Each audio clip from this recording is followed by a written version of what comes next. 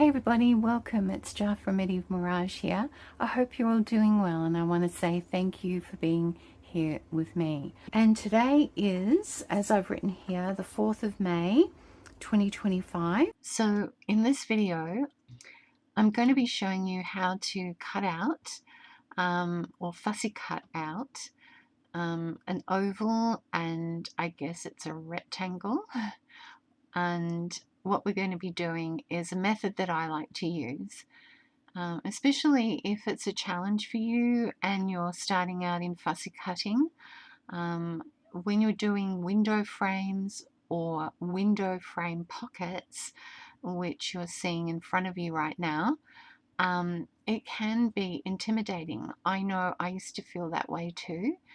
But over the years, I developed a method, and I'm really happy to be sharing it with you today. Now, this part of the video that you're seeing in front of you right now, I actually have the full version of making and assembling this pocket and how to go about putting it together.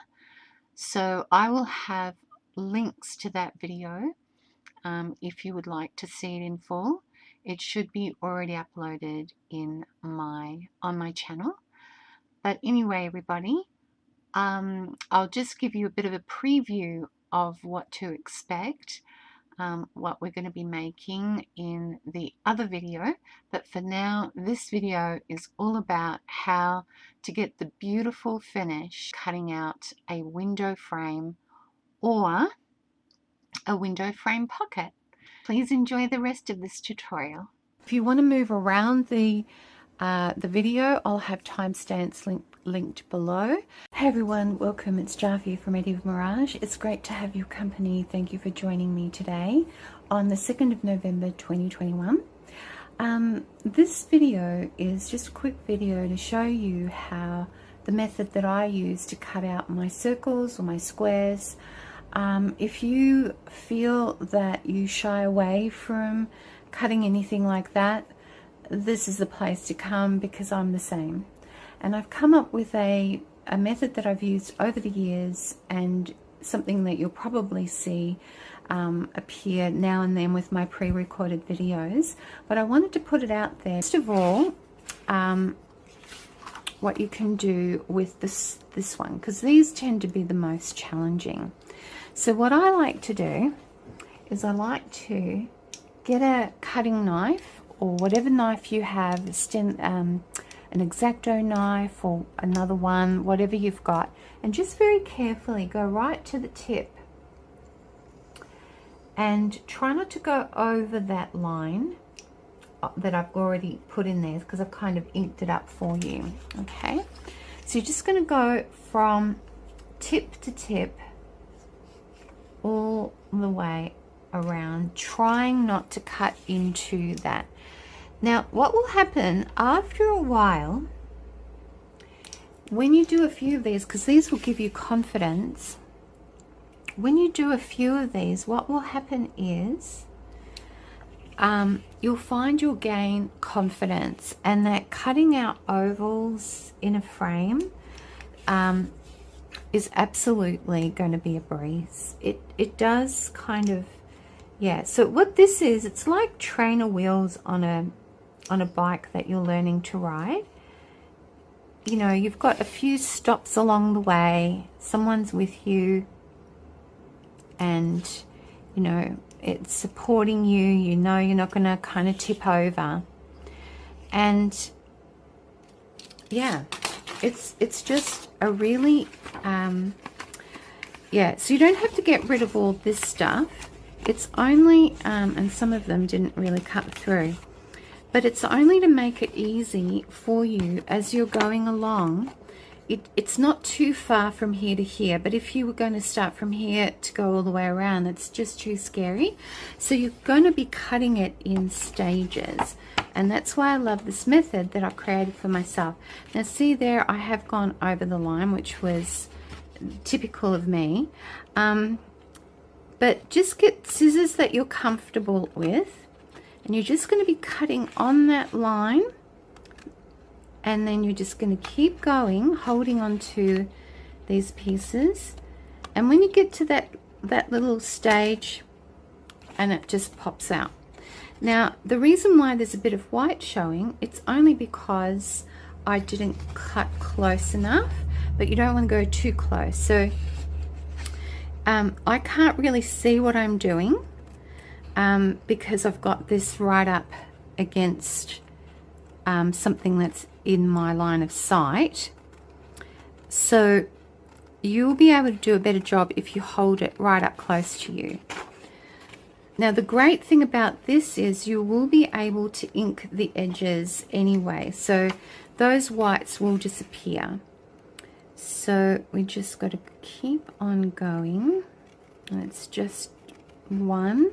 You can stop there if you want to, but I'll see how it comes off. But this is how easy it is. And you'll find it will just gather momentum and it gets easier and easier. Now, actually, I filmed myself doing this the other day. I'm just going to cut this in the center just to make it easy. So you've got hinges here and here. So that's really for a top loading pocket primarily. But if you wanted to make this a side loading pocket, you just cut these off and keep this one, and then if you've got a bit of white there, make that into a hinge. Yeah, so I'm not doing a good job, but I'm doing this for instructional purposes, just to show you that you can do this in stages and still get great results. And the reason why I'm not doing a good job is I can actually not see what I'm doing very well with the way that I'm placed in front of my camera and my mobile phone, I should say. And yeah, I always get nervous when I'm on camera, so I always make more mistakes on camera than off. But anyway, that's how you cut out your circle. So you just need to cut it out in segments, and next thing you know, it's done. So for those of you that find it absolutely terrifying, this is the way that I have found has really helped me. Vintage photo here, and one of these. So these are really great for getting in there. Now you might have the confidence to just go in there again. I'd probably go in with smaller scissors, but now that you've already got things in motion, it just gives you the confidence to just go in again and just tidy it up if you so choose. You don't have to, you can just ink these bits. But it really depends on your scissors. Sometimes bigger scissors are better than smaller scissors. I found it's really strange. It just depends on the day, how you're feeling and what you're cutting out. Oops, and I'm off camera again. Sorry about that. All right. So, yeah, so I did film myself doing everything perfectly the other day, but I was mainly off camera. I know, it was too depressing. So, yeah. Because I couldn't really see what I was doing. And totally forgot that, hey, you have got an audience that is trying to follow along. And I'm on my phone here. Hello. Going. And as you can see, yeah, comical for sure. Okay. So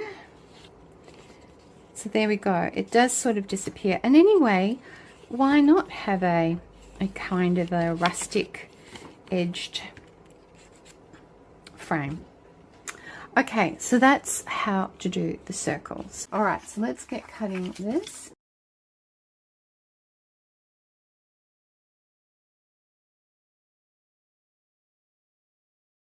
You can use a ruler if you wish.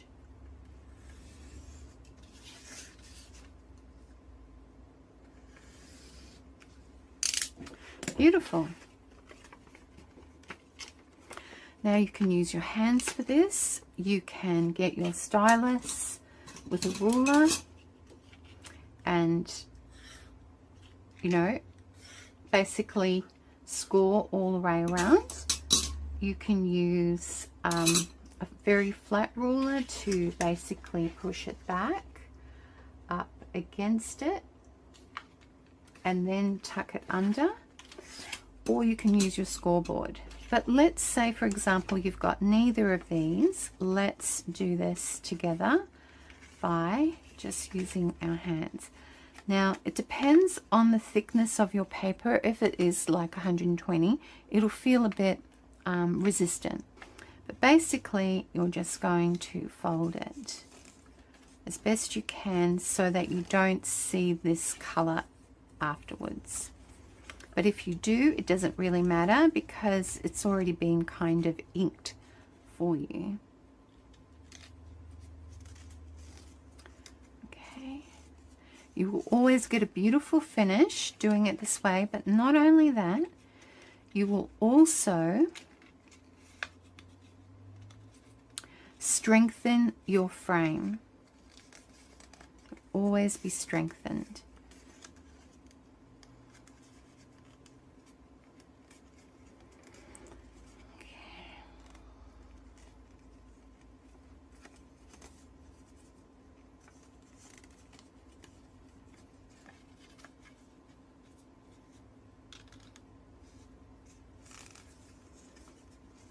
And there you go. There's your perfect cutout. This is the way I love to do it. It's very satisfying. You can get a bone folder or anything. You can use your scissors to do this. You can go like that. Since I've got a bone folder, you can use a credit card, a coaster. Yeah, just really go for it and flatten it out. Alright, so now what I'm going to do, I'm just going to show you another way that you can do this too when you're cutting these out. So don't glue these frames down yet, but if you fold them like that, you now have an outline as to where to trim these off. So if you feel confident that you're not going to cut this, then you can go in with your craft knife and just cut along there. Not this. You just only want to trim this part off. Okay, so you might just line up your ruler, just a little ruler, and you remember you're going to skip that and you're going to just trim. Okay, so do not cut that by any means. But if you don't feel confident, then maybe you can just draw a line with a pencil along there and so forth. Where's my pencil? Okay, so you can just draw your pencil line. And I just realized that we've got the washing machine on, everybody. So if you see the camera moving,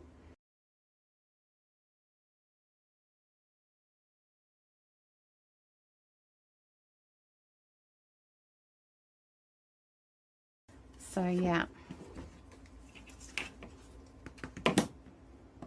it moves the house because the house is old, so please forgive my camera wobbling away.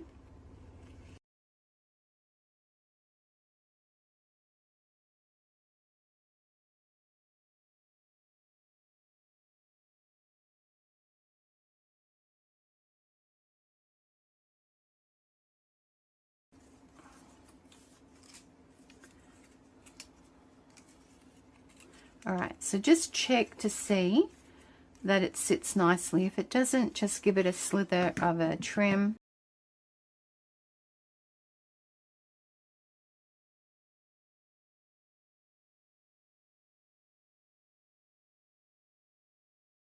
Alright, so now this is going to strengthen your frame. And this is where you would ink this up. So if you want to ink it up, now is your chance. You can use anything. You can use a sponge from dishwashing. You can use a makeup brush applicator, one of these, or any applicator that you have. And and go for it. But you don't have to. This part you can skip. It is very fiddly, that's why I like to use this little dabber.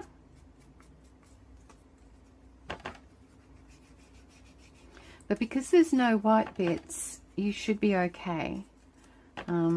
It's just more adding a little bit of interest and definition, I guess.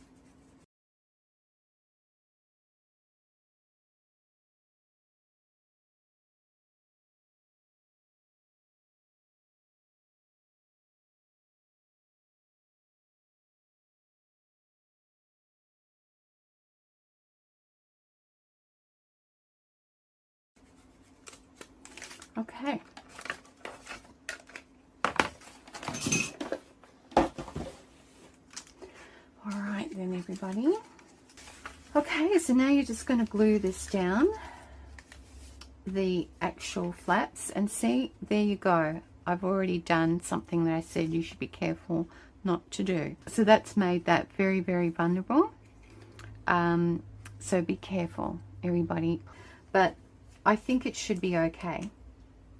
All right, so, okay, so that's what I'm using, this glue here. Okay, so here we go.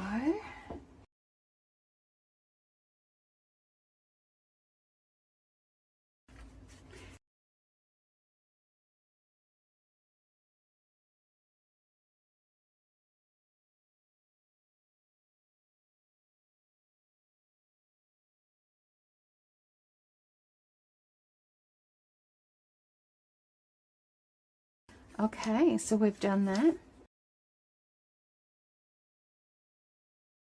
So everybody, thanks so much for joining me today. I hope that was helpful. If you found it helpful, please do like, subscribe, and put your notification bells on, and comment just to let me know if that was helpful or how you go about tackling the cutouts. So the fussy cutting cutouts. Yeah.